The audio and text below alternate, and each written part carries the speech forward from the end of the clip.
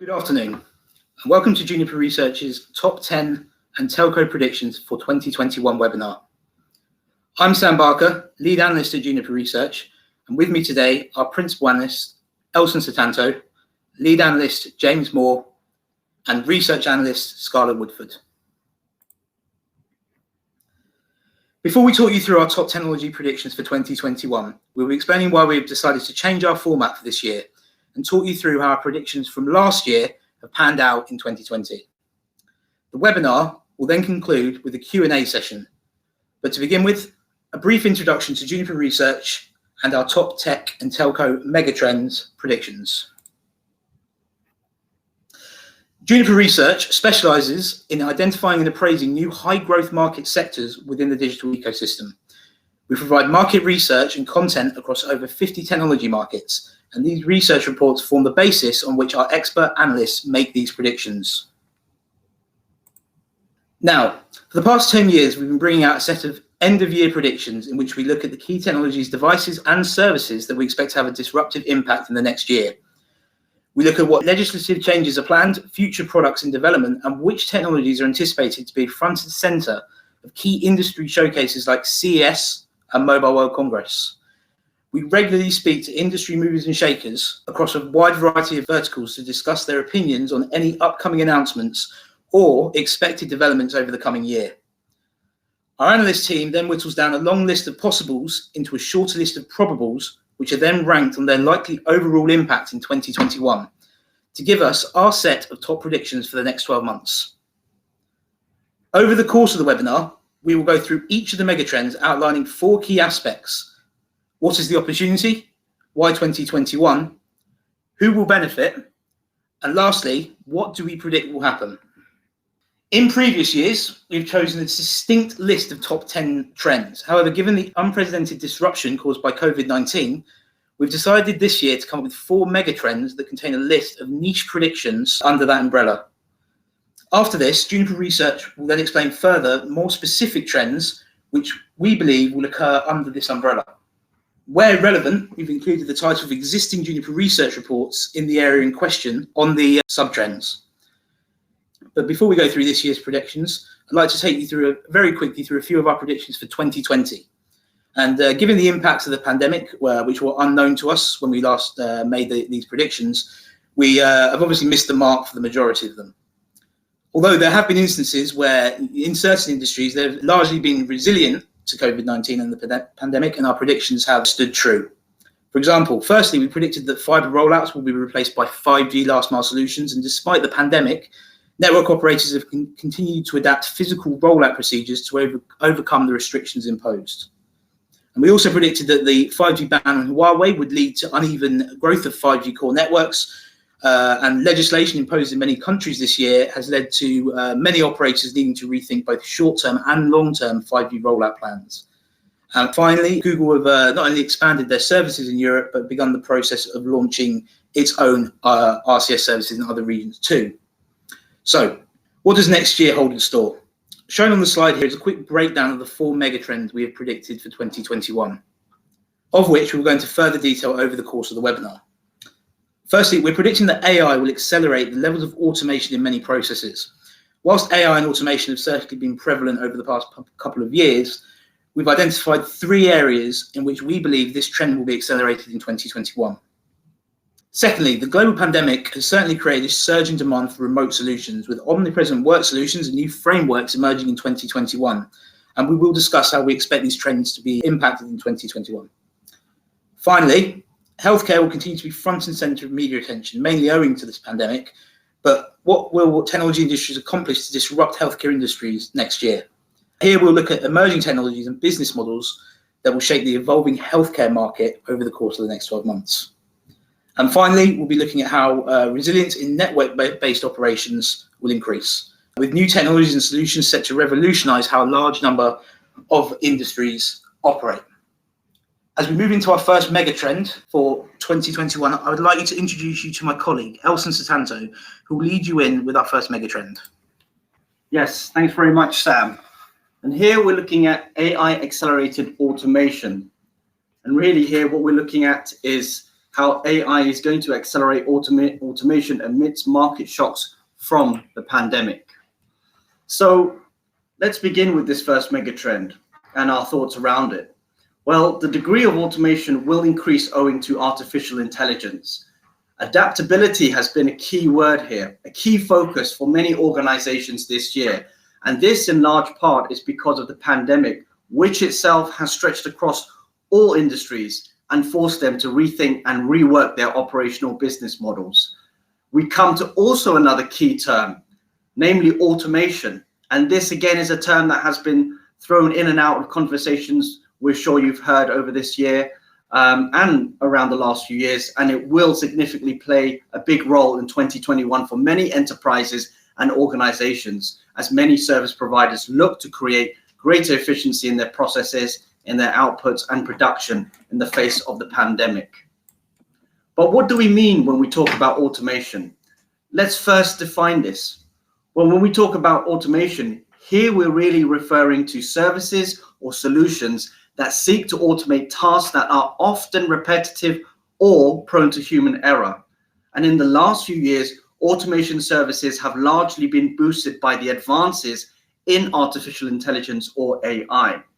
We notably have seen, or we have observed, an increasing interest in AI as a service business models. And these business models look to leverage AI for automation services or purposes. And thus over 2021, we expect an increasing number of businesses to leverage AI in their day-to-day needs for a range of use cases, including the launching of new services that require AI, most notably customer-facing solutions that seek to tackle gaps that must be addressed really and have been caused by the pandemic. Secondly, AI will be introduced into a number of back-end services too, with the ultimate goal of increasing efficiency and effectiveness of processes. And with that introduction, let's move into our first subtrend for AI accelerated automation. So here we're seeing rapid expansion of extended reality within online and mobile commerce. This first subtrend really is looking at how there will be a rapid expansion of extended reality, such as AR and VR, within the online and mobile retail space. Online shopping, for example, sees a higher proportion of return reward benefit, around 30%, compared with 8% of in-store purchases. And thus it makes sense that retailers will look for ways to engage customers more in the shopping experience online, and therefore will see a boost in conversion from using extended reality. So far, we can observe that product visualization is already being used for a range of use cases, such as viewing furniture dimensions and details, or modeling how the manufacturing of a particular good should turn out, and so forth. Expansion of extended reality will highly likely be aided in terms of its adaptation and scale by growth in the use of online services, such as gaming. And this functionality or visualization will eventually become increasingly integrated into mobile apps. Let's take, for example, online platform who says that customers spend up to 2.7 more time in apps that offer AR or extended realities than those customers using those AR-enabled apps are 11 times more likely to make a purchase. And thus the accelerated shift towards mobile and online commerce has led in turn to development of the online retail experience. And so we can ask, who will benefit from this trend? Well, evidently businesses will be the primary beneficiaries from this shift, but only those businesses who are able to successfully capitalize on this shift. Some online retailers have already launched some basic extended reality services based on frameworks released by major players such as Apple, Google, and Facebook. However, AR capabilities continue to evolve both in one, the actual processing, as well as number two, with the associated hardware. AR has benefited significantly from the presence of smartphones in developed regions, with major vendors such as Apple and Samsung placing increasing importance on the inclusion of hardware that can support these services. Over 2021, we expect the uptake of AR services to be greatly accelerated by supporting hardware. And extended reality has often suffered from high and sometimes unrealistic expectations, with the technology failing to deliver and meet these expectations. However, we still expect the consumer to benefit from extended services, given that in many instances, traditional bricks and mortar retail experiences have suffered due to restrictions owing to the pandemic. And thus, with an uncertain future surrounding these bricks and mortar companies, extended reality is able to bridge that gap online and sees a promising opportunity to an extent by offering services that would likely be increasingly used and favored by customers. We believe that advances in computer vision software are at currently significant levels to deliver user acceptance of AR experiences. However, for the impact of these services to guarantee a return on investment, users must operate devices on a constant and continual basis. And we expect 2021 to be the year where AI accelerates this trend. And now onto our second sub-trend, COVID-19 pandemic to increase investment into chatbot automation capabilities. Here we have seen, and we're saying that the pandemic will increase investment into chatbots and increase their capabilities.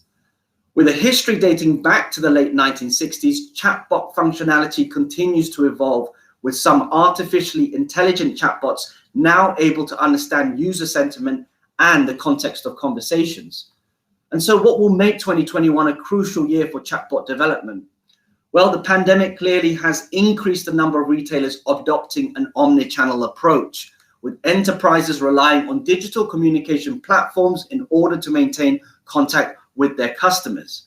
And by the very definition of the phrase omni-channel retail, enterprises will try and establish a presence on a variety of communication channels, including OTT messaging applications such as WhatsApp, Facebook Messenger, and RCS business messaging. Through these platforms, enterprises can engage in two-way interactions with customers, with the potential of deploying chatbots within chat interfaces. Chatbots can be used to streamline customer service and call center operators, automatically answering simple queries whilst human agents are left to deal with more complex queries. This in turn can lead to a reduction in overhead costs. It can also bring companies closer to the ideal point of being able to offer real-time responses. And so we can see here that chatbots clearly reduce the amount of time it takes for consumers to find the information or products that they are looking for. Whilst traditional websites require potential customers to filter products by key terms in order to view relevant results, chatbots deployed within messaging channels can quickly determine the user's needs through conversation, analyzing the answers provided by the consumer, and provide direct links to the required content or products. Businesses can also use chatbots to provide customers with personalized experiences and tailored efforts. Chatbots can harness user information to provide targeted offers based on user location or recent activity, with the potential to increase sales and provide customers with improved customer experiences. And so we see here that consumer attitudes have changed as a result of the pandemic, and we believe that the number of visits to physical store locations will not recover until customer health concerns subside. Currently, scripted chatbots are used to process the majority of basic queries, despite the fact that users are restricted to asking predefined questions. We believe that 2021 will see increased investment into chatbot automation capabilities as enterprises rely heavily on conversational commerce during these uncertain times. AI chatbots capable of NLU, or natural language understanding, will be able to interpret user meaning and context, increasing the scope of chatbot responses. And thus, overall, this setup holds the potential for enterprises or organizations using NLU in their chatbots to reduce user frustration caused by limitations of previous simple chatbot operating models, therefore improving customer experiences. And now we move on to our next slide and onto our next sub-trend. And this is blockchain to escape the hype, but only in certain areas. Now, in 2021, we believe that the capabilities of blockchain will finally catch up to the media hype it receives by experiencing significant traction in areas such as food provenance. The past few years have seen an extremely high degree of hype around the introduction of blockchain, as well as a high degree of market fatigue by many stakeholders as a result. Blockchain has achieved some effective success and notable marks, but really it was never going to achieve all that it had been targeted at doing. We believe that for a variety of reasons, blockchain will begin to realize its very true potential in the year 2021, with asset tracking and with food provenance being the single two strong use cases for this technology for progression. So why is this going to happen in 2021? Well, let's look at 2020. 2020 has seen notable partnerships in the blockchain world. Take, for example, R3 and IBM partnering to offer R3 and its blockchain platform Corda more widely. Given that IBM can be considered a competitor with all the work it has done with Hyperledger, this was an unexpected development, and it really shows that the market for blockchain is maturing. Also, there have been several specific solution partnerships such as MasterCard and GrainChain in food provenance. We also have seen major interest in supply chain tracking from large vendors across multiple vectors, including Dole Foods for food tracing and automotive manufacturers such as Volvo for cobalt tracing. And so we believe that 2021 will see these partnerships translate into much firm deployments that will have major impacts. And so who will benefit from this trend? Well, the primary beneficiary from this change will be businesses, with additional benefits for end users. Businesses, firstly, will be able to gain by being able to have much more transparency into their supply chains, which is a critical issue, as we all know. By boosting transparency, businesses can uphold their ethical responsibilities, and they can also introduce automation into the process. Secondly, the automotive industry, particularly automotive manufacturers, will benefit to a large degree. They will be able to ensure that issues such as unethical cobalt sourcing do not delay the critical move towards electric vehicles. Customers will also benefit, thirdly, and they will be able to make much more well-informed ethical decisions when weighing up purchases. Ethical purchasing, as some of you may have seen, has become increasingly topical, and it's proven to be a key purchase decision factor amongst consumers. And thus we can see how important asset tracking via blockchain will become. Our graph to the right clearly shows that the number of retail businesses using asset tracking is really on the rise. And we expect this trend to accelerate over the forecast period as large supermarket groups will have pressing influence to enforce blockchain adoption throughout their wider supply chains. These trends are examined further in our blockchain research suite, which contains insight and analysis of blockchain models and technology in this market, as well as in others such as fleet tracking and logistics. And so now I will hand you over to my colleague, James Moore, who will talk with you through our second megatrend. Over to you, James. Thank you very much, Elson. We now move to our second megatrend, which is that there will be new frameworks for remote working and remote operations management in 2021. The biggest impact of the COVID-19 pandemic on the workplace has been a radical shift to remote working. And in software terms, that means that the workplaces have been scrambling to use video conferencing software like Zoom and Microsoft Teams to meet and coordinate.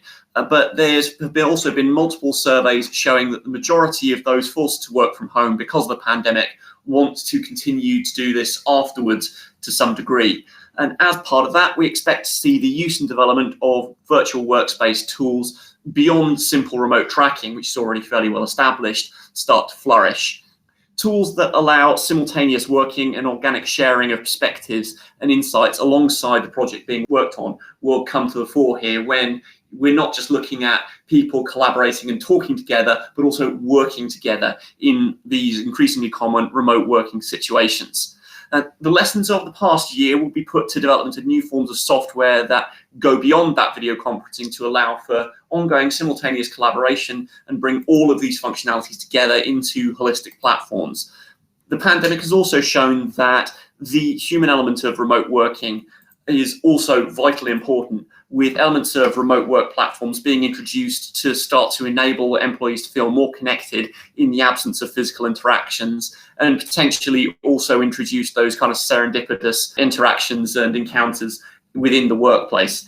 This will happen in 2021 because the year will bring new opportunities for companies to think about what they've already done. With budget resets coming with the new year, what they had to do out of necessity, they'll now start to do with a purpose. The inability to access job sites during periods of lockdown in spheres that require access to machinery also has highlighted the need for remote access to many different industries to utilize Internet of Things technologies, with technologies for remote SIM provisioning and management in particular becoming a vital part of device management.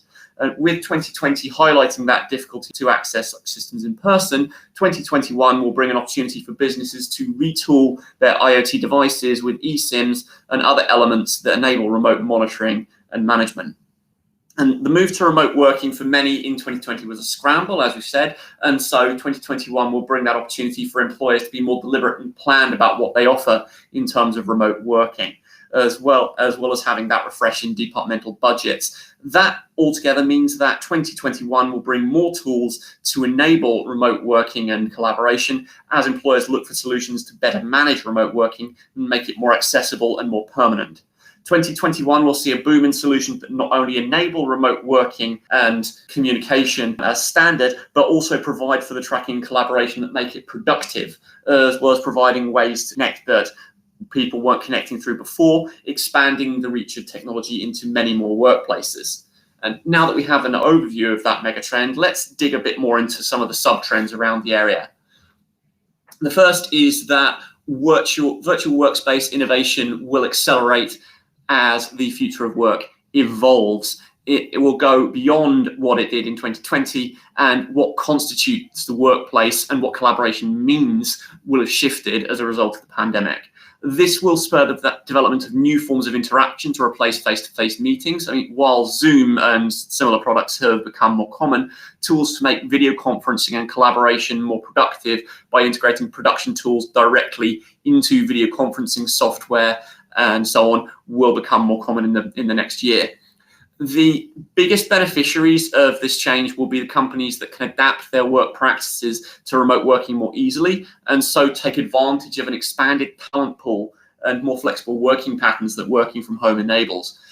The latter part of 2020 has also seen several specialized remote working software tools launch, from Salesforce's Sales 360 Cloud, Dockable's Clink, and the in-house development of Netflix's NetFX platform just being some key examples. We would see that sort of use accelerating in 2021, with workers now content to work from home, and more companies will start to adapt their policies and adapt their software to incorporate those expanded and permanent remote working capabilities. That will also have an impact on the job market, because as people are no longer required to relocate for jobs, we expect remote working for highly skilled work in particular to become far more common. And the means that remote work is managed by will become a key part of the incentives package used to attract the top talent for these roles. So having these all singing, all dancing virtual workspaces and collaboration tools will have to become a part of attracting that talent. And so these solutions need to become appealing almost beyond their function in order to help differentiate itself from their competitors. If they can offer a more attractive remote working package, then it becomes a key part of their benefits offering. In particular for those, we expect to see some innovation around what virtual meetings entail, which may include specialized use of augmented and virtual reality for those industries that require a more in-depth presentation and simulation of ideas and designs. This will become particularly prevalent in the computer-aided design space, where design spaces and workspaces for coding new designs will much more easily merge into one work interface, and you have several people looking at the same design, virtual design, modifying in real time through the use of VR and cloud platforms. However, they won't see huge adoption in 2021 because of the cost of setting up the VR environment for workers, and it's also quite a specialized use case. It will have a massive impact on some industries, but not too much on others. In terms of the companies that will manage to make the most out of this and capitalize from a business perspective, we expect that companies like Google, Microsoft, and Oracle will be some of the bigger players to capitalize on this remote working trend, as they already have all the capabilities in place to bring conferencing and productivity together through cloud-supported SaaS platforms. We also expect some smaller players like Prism and Bluescape and those kinds of players to expand with more customers and capabilities following a year of expansion in 2020. And as they start to get more success, we expect some of these players to be acquired by larger firms, particularly as they start to make larger plays into business productivity as a whole. Google in particular has been making forays into office productivity and productivity suite tools for a while, and they will be looking to augment their existing offerings through whatever ways they can to maintain that wide range of products. And however, we don't believe that these acquisitions will necessarily land in 2021, as it will take some time for the worth of these smaller companies to be shown to potential acquirers. It's going to be a question of, is this going to last beyond the pandemic? And any acquirers will want to make sure of that before they make any particular purchases of these companies. Now on to our second sub-trend, which is that multi-service subscriptions will proliferate. One of the ways that all of these all-encompassing collaboration software platforms can monetize is through subscriptions, and that's now a very common method for interacting with business software. And we expect to see multi-service subscriptions to grow in the consumer space in 2021. I mean, these have been present for some time in the shape of delivery and video content from Amazon, because Prime can offer both of those, and Apple joined the market with the Apple One service as well. We believe that 2021 will be the year that multi-service subscriptions emerge as a noticeable trend for things beyond these larger companies and will generate over $42 billion in revenue next year. Several players, including mobile network operators, as well as the pure video on demand vendors, already offer kind of bundled deals with multiple providers as part of a single package, and they will continue to be the most prevalent forms of multi-service subscription. But 2021 will see more general providers make the deals that you've seen operators make in the past between lots of different providers that offer different and potentially disparate services, as not all providers necessarily have the capability to offer multiple services on their own as a subscription bundle. And while that will happen in 2021, we believe that the most successful implementations of this will be by companies that already have all of the capabilities in-house and potentially folding unprofitable areas of their businesses into subscription services in order to maintain a presence in the area. That's what Amazon Prime Video originally was. It was folded into the delivery service because it wasn't holding up on its own, and it's become a massively successful service. That's a playbook that we expect other people to copy next year, particularly as people will have been taking out more subscriptions for certain services throughout the pandemic. Because of that appeal of many services being brought together, this will mean that consumers will see that these services are worthwhile and worth their money. Apple in particular has made quite a few claims that Apple One is, to quote, everything for the entire family for one incredible price, and have lent very, very hard on the value proposition of their service. And this emphasizes the relatively low marginal benefit for these companies, in our opinion, because each additional service cannot be used at offered at the full price in order to bring the most value to the end user. That practice is also likely to raise concerns from competition authorities, particularly in the EU, with some cases investigating this already underway.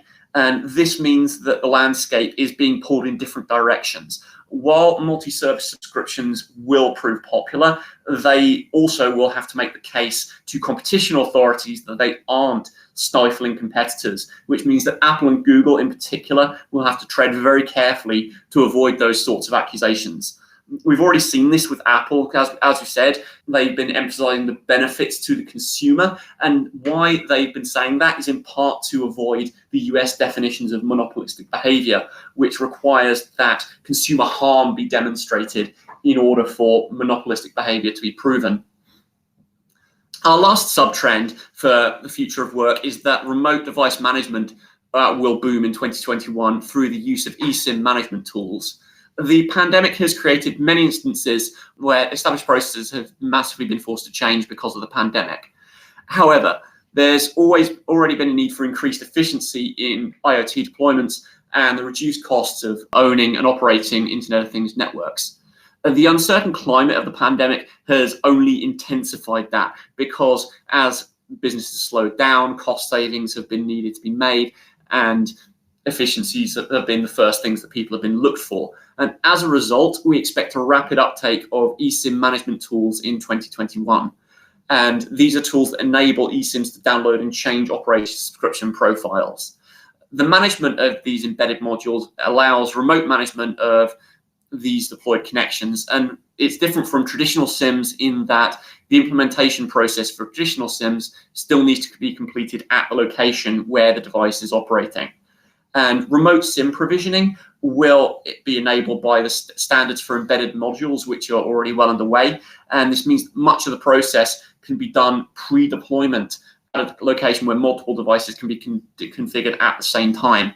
Once the device is deployed, the remote SIM provisioning enables the device to be connected to cellular networks both remotely and with minimal physical interaction. And this will greatly reduce the need for specialists and the need to implement multiple devices that are spread out across a huge geographical area. And those sorts of processes where people need to go into field have been made increasingly difficult thanks to the pandemic.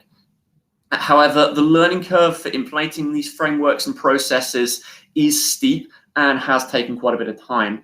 The pandemic has accelerated the process by putting a greater emphasis on the benefits of IoT connectivity and the ability to examine things remotely. And in the early stages of the pandemic, established procedures became redundant and IoT users needed to establish new frameworks quickly. eSIM management tools will have significant uptake in the fresh deployments in the next year, and we expect the frameworks to become commonplace in 2021 as devices are upgraded and all of the planning that we've made to be done in 2020 but wasn't able to be done is deferred and is made pandemic proof.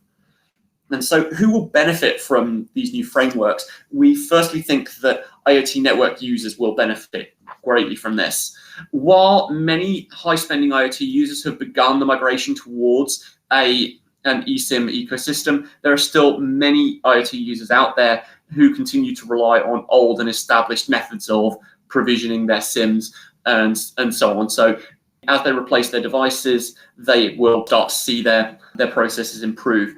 However, once they do that, we also expect that IoT platforms and SIM management platforms will have a large uptick in adoption even after the impacts of the pandemic are pretty much gone. And in addition, we expect IoT platforms to benefit from that uptake as the frameworks provide efficiency gains that accelerate the rollout of IoT devices globally. And now I'd like to hand you over to my colleague Scarlett, who will take you through our third megatrend for 2021. Thanks, James. Our third megatrend is that the COVID-19 pandemic will cause digital health and wellbeing services to become increasingly mainstream. The pandemic has meant that digital health services that have previously struggled to gain traction, including telemedicine, have been adopted at a large scale across the world. With healthcare practitioners unable to physically meet with their patients, these digital services have become a vital part of healthcare provision. Telemedicine has had to step in to fill the gap and facilitate healthcare delivery, with medical practitioners having to embrace digital solutions in order to provide services to patients. However, it is clear that telemedicine alone will not be enough, and the specific challenges of the pandemic have highlighted the need to develop digital medicine and wellness tools more broadly. Not all forms of interaction between patients and clinicians will be replaced by telemedicine. In fact, in most cases, digital forms of monitoring and treatment will be used alongside interpersonal contact. Despite the relaxing of FDA rules during 2020, which were relaxed in order to allow more digital medicines to reach the market, there have not been many approvals through the pre-certification program since March. We therefore expect 2021 to be a bigger year for digital health than 2020 was, as more firms develop platforms that qualify for the pre-cert program, which will extend to cover a variety of different measures to contend with COVID-19, as well as more long-running medical developments. With the barriers to digital health starting to finally break down, We expect 2021 to be the year that a wide range of digital healthcare tools will take their place within the overall healthcare system, including ways to improve COVID-19 track and trace systems using technology. Innovation has already occurred on the software side here, with specialised hardware developed in some regions. This will become more generalised as technology companies find ways to adapt existing devices to new healthcare uses, particularly around shared technology like Bluetooth. In addition, the pandemic has made more people aware of their health. We anticipate that 2021 will bring a range of health and wellness tools which allow people to be more proactive in looking after their general health. This will also be leveraged by healthcare systems directly, as digital innovation in this area will be necessary to deal with the scale of mental health problems caused by the lockdowns and pandemic, which healthcare systems will begin to reckon with next year. Our first sub-trend is that we expect digital therapeutics to become more thoroughly integrated into overall healthcare systems, therefore becoming a major part of healthcare services. Here, I just want to add a quick note on definitions. We classify digital therapeutics as medical treatment that is partly or wholly digital. This is distinct from using digital tools to diagnose or digital platforms to connect with a patient. The promise of digital therapeutics has not been fully realised during 2020 in several markets, particularly the US, just because of the many stakeholders within the healthcare system that have to approve or incorporate these digital therapeutics in order for them to be used. There have been moves to make digital therapeutics quicker to implement through the FDA's pre-certification programme, which is due to come out of its testing phase in 2021. While there is still some legislative hurdles, we believe that this new phase of the programme will accelerate interest in digital medicine. The biggest sign of this has been the growing number of partnerships between payers and providers in 2020, with many healthcare insurers offering digital therapeutics as part of their programmes. However, state-backed providers have been relatively slow to implement digital therapeutics, in particular for mental health. The changes that COVID-19 has brought will change that in 2021, as the necessity for a more indirect approach to mental health becomes necessary in order to cut its costs. Employers will also develop more capabilities in this area. Whilst offerings to date have been the incorporation of digital wellness tools, we anticipate that employers will want to provide digital therapeutics in order to ease the mental health burden caused by the pandemic. The primary beneficiaries of this will be digital therapeutics providers, as they will be able to reach more patients with the approval that they need in order to provide the treatment.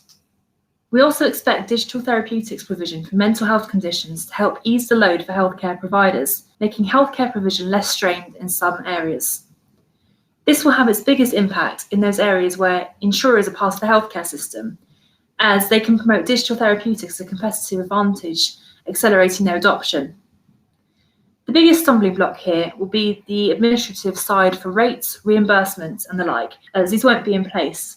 But with the benefits of digital therapeutics becoming clear throughout 2020, as they have often been offered to healthcare workers for free, there should be little hesitance in deploying them once they are available. I will now take you through our second sub-trend. Our next sub-trend is that wearable devices will be key to combating the spread of COVID-19. In addition to digital medicine, the pandemic has also spurred on efforts to detect the virus and prevent its spread.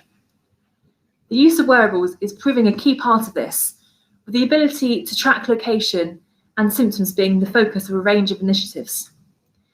We've already seen the Singaporean government issuing a device intended to aid in contact tracing, and the Bluetooth SIG is working on a standard specification for contact tracing protocols that will be able to turn most wearables and smartphones into contact tracing devices. We expect that the work of this group will have the biggest impact in 2021, as the primary goal of the specification is to target those without a smartphone, with children and the elderly being a particular focus. This will mean that new devices need to be developed, which will take time to deploy, particularly in those communities that have a mistrust of medical practice. This will also help to reach lower income communities who have been some of the hardest hit by the virus and must be handled with care. But these developments stand to benefit everyone, should they be able to slow the process and progress of the virus. More immediate beneficiaries will be the wearable companies, as these initiatives will make the devices medically necessary under certain situations. The gathered data, even if treated with all due concern for privacy, will give a material advantage to those companies that can deploy and promote the more advanced biometric solutions at a large scale.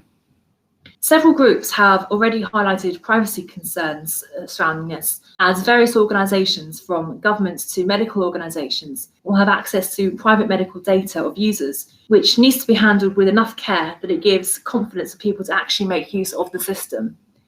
This is particularly the case for devices that track biometrics in order to potentially give an early warning to the wearer that they have the virus before they show any symptoms.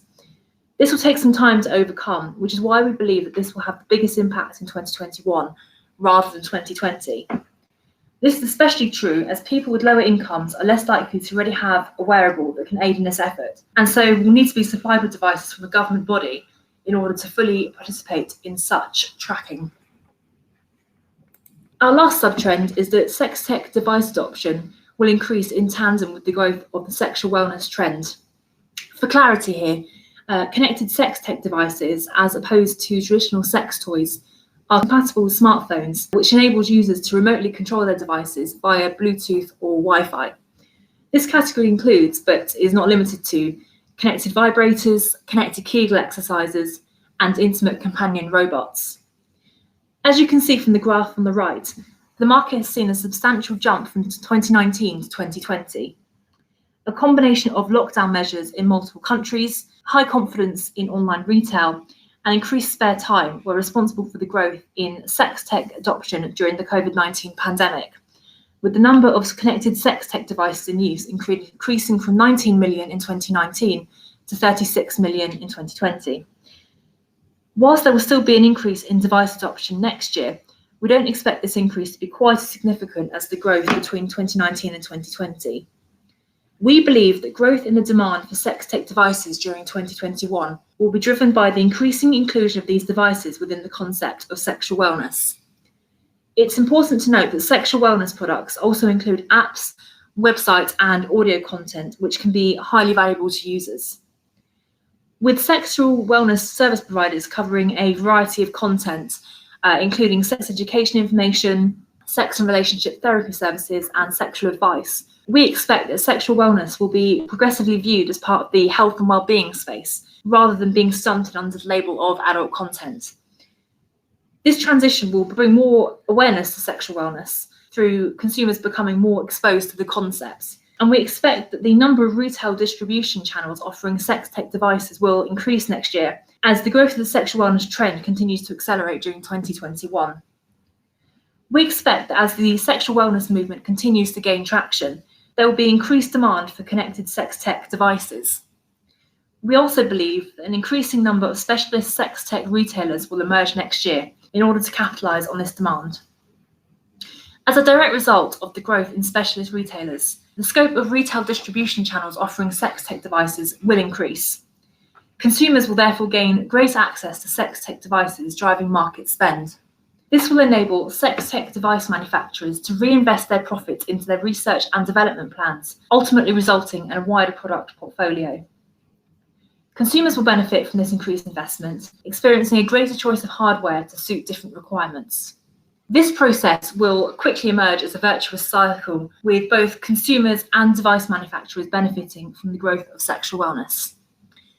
I'll now hand you back to Sam, who will take you through the last megatrend for 2021. Thank you very much, Scarlett. Now we move on to our final megatrend for 2021, and another example of where the pandemic has created a need for rapid evolution. We are predicting 2021 will experience an increase in intelligent connectivity, rapidly evolving as the impacts of the pandemic slowly reduce. But what do we mean by intelligent connectivity? Well, here we're referring to these new solutions that make network-based services more resilient. And we believe that the key word for networking next year will be the word resilience. The market shock of the pandemic has shined a light on operations resilience and how resilient it can be to short and sharp changes in market conditions. And as a result, several operators, users, and service providers have all needed to change operational procedures in response. We do note that network operators have, by and large, dealt very well with these shifts in demands for data. However, the operation of other service providers who could benefit from from increased or intelligent connectivity have suffered. After looking at the pandemic, we've certainly identified areas which will need further evolution. And these include the use of licensed and unlicensed spectrum, the ownership of network hardware, and eventually who will manage these networks in order to maximize this resilience. As can be seen to the right, there are numerous elements of connectivity that need to be considered when adopting or creating these new services. And these range from geographical coverage of the network, i.e. whether it be national or local, or device density, outlining how many devices will be in operation in a given area or connecting to a given radio or given base station. So why 2021? Well, it's largely down to the emergence of 5G and new Wi-Fi standards that enable services that need ultra low latency. And this is most notable in industries such as manufacturing and engineering that require these such low latencies, and the technologies that are available today simply don't suffice in meeting those needs. So this area of latency is a real key network aspect, and we believe it's going to be highly demanded over 2021. And we expect additional new emerging technologies that can provide the same level of services and change the ability of connectivity over the last few years. These are still going to be cases that are yet to be explored. There are a lot of industries that we believe are going to be impacted by this megatrend. So we now go through three smaller sub-trends that fit under the umbrella, starting with the development of private network capabilities. Private cellular networks have emerged as a key new revenue stream for mobile network operators over previous years. We're talking about the high data rates of LTE networks, which were well suited to the growing use cases in sectors such as engineering and manufacturing, as well as distribution centers. However, the emergence of 5G technologies is likely to further grow the demand for these networks. In instances where there's high density of connections or sensors, or the need for this low latency that we mentioned before, 5G is certainly going to be in high demand, as LTE networks aren't going to be able to provide the level of service that these players need. So over 2021, what we expect is more focus on involving network architectures that can be modified to meet the requirements of end users. And again, linking back to resilience, private networks are certainly something that we see as a service that more and more people will be interested in order to gain that resilience. Another technology we've also identified is network slicing. We believe it's going to play a pivotal role, mainly as standalone 5G networks are launched and implemented, and we believe that's going to be put into private 5G networking technology as well. And previous interest has been in leveraging 4G technologies for private networks, but the emergence of 5G, as well as the development of CBRS in the US, or Citizen Broadband Radio Service, are going to present new business models for operators, as well as the IoT platforms and the systems integrators that are looking to offer these IoT services. So we expect two things to occur in 2021. Firstly, we expect a greater uptake of CBRS in the US. Interestingly, we do expect that operators will be among the players that are going to demand this use of spectrum, because they're wishing to free up their own spectrum by using CBRS for ad hoc services.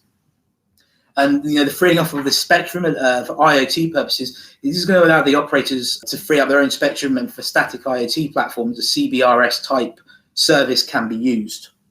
Secondly, we are expecting Europe to begin exploring something similar to CBRS, mainly in response to the COVID pandemic. However, in the long term, we are also expecting a high demand for connectivity in general.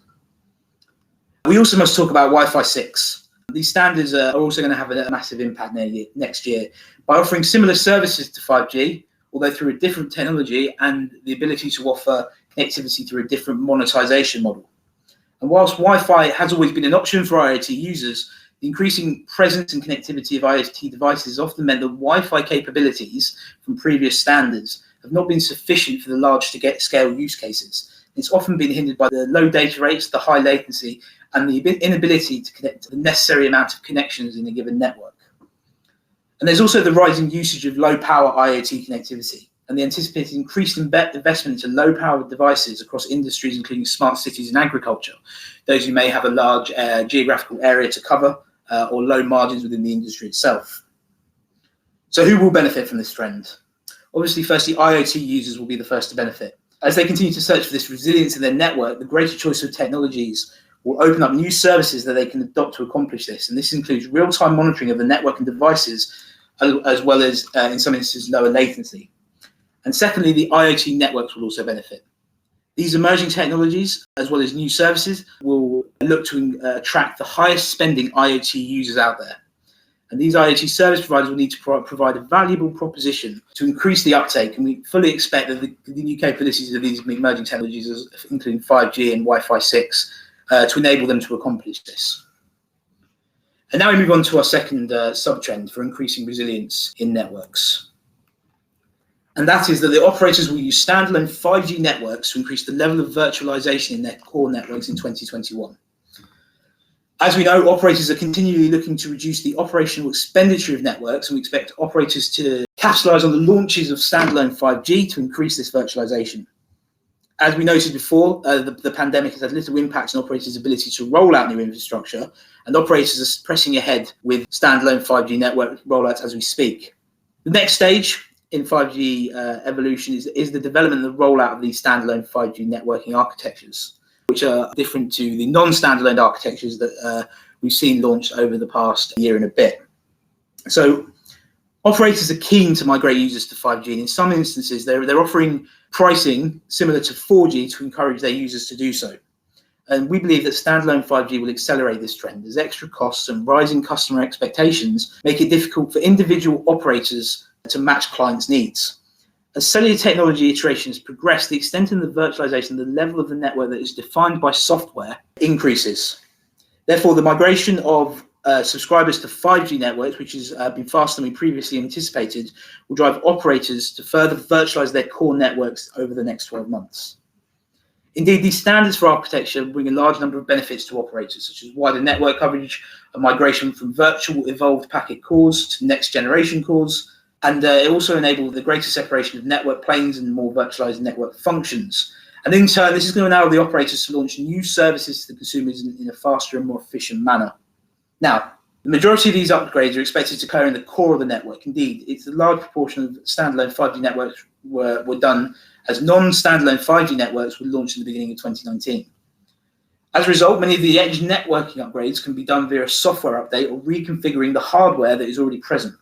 And as networks increasingly migrate to an IP-based mode of operations, standards in both the telecommunications and the IoT spaces will continue to rely on operators having an increasingly virtualized network, and it's therefore in the operator's best interest to virtualize networks even further in order to remain competitive. And now we move on to the main beneficiaries of this trend. Obviously, operators stand to gain the most. Firstly, the reduction in capital expenditure cannot be understated.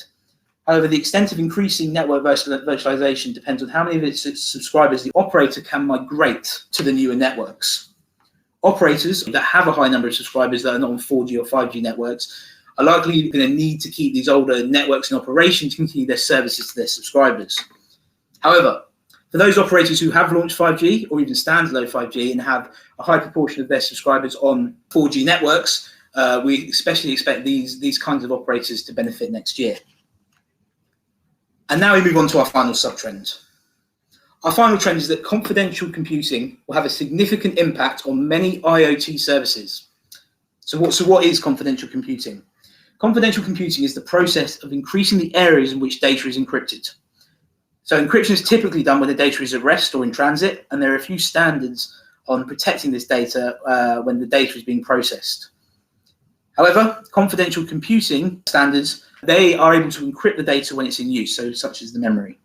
In fact, we've already seen large movements of this over the last year. However, we're expecting an acceleration or a ramp up of this activity over the next 12 months. Indeed, the confidential computing consortium already includes some large names such as Alibaba, Arm, Google, Huawei, Microsoft, and Intel. And we believe that confidential computing is key to migrating more processes to cloud services, edge processing, and as well as an IoT device, as there's that extra layer of security in operations. However, protecting this data in use is notably difficult, as programs and applications need to have clear access to the data, meaning that established encryption or protection protocols are essentially ineffective at this point. But confidential computing leverages the hardware to isolate the data or functions that need to be protected when being processed, and they're stored in something called the TEE, or the Trusted Execution Environment, where it cannot be viewed unless authorized. In turn, we believe this is going to introduce the risk of cyber attacks when the data is most vulnerable. So why 2021? There has already been large backing from the large tech conglomerates that I just spoke about for the protocol, with efforts to promote the service really taking shape this year. Given the development time, we expect greater focus on rolling out the service in 2021, with network users that rely on cloud services being amongst the first to adopt the technologies. And given the high-profile nature of lost data and cybersecurity attacks, we expect high interest into any solution that can better safeguard the sensitive data. And once again, this feeds back into our key word for networks in 2021, which is resilience. And given the wide reach of network services, there's a large surface area for attack, and IoT end users are certainly going to be expecting more and more resilience over their networks moving forward. So from Juniper Research's point of view, the onus is on network security providers to highlight the benefits of confidential computing to end users in order to maximize the potential for growth in the service. Now, that wraps up our tech and telco trends and predictions for 2021. We'll have a quick recap of the megatrends. Firstly, we predicted that AI will accelerate the level of automation in processes across many industries, such as retail and provenance. It's notable that we believe that customer service within retail will be impacted by both chatbots and AR over the next 12 months. Secondly, we believe that remote solutions for both enterprises and consumers will experience increased traction owing to the pandemic, and this is notable in both remote working solutions and IoT deployments. We also forecast there'll be increasing adoption of technology in the healthcare industry, with emerging areas of healthcare adding to the value of overall services. We expect areas such as Sextech and digital wellness to experience growing interest as niche service providers develop emerging services. And finally, we predict that the development of intelligent connectivity services will accelerate over the next 12 months too. This includes the development of private network capabilities, increasing virtualization, and the emerging confidential computing protocols backed by technology giants, which we believe is set for rapid adoption in 2021. That brings us to the end of our top tech and telco predictions for 2021 webinar. I hope you've found these very insightful, and we'll make a recording of this available on our YouTube channel and our website, following which we will publish a more in-depth white paper analysing and breaking down these trends a bit more. Once again, please download the related reports from our website, and if you need any further assistance, you can contact us directly on the contact details provided here. Once again, thank you for all joining, and it's goodbye for now.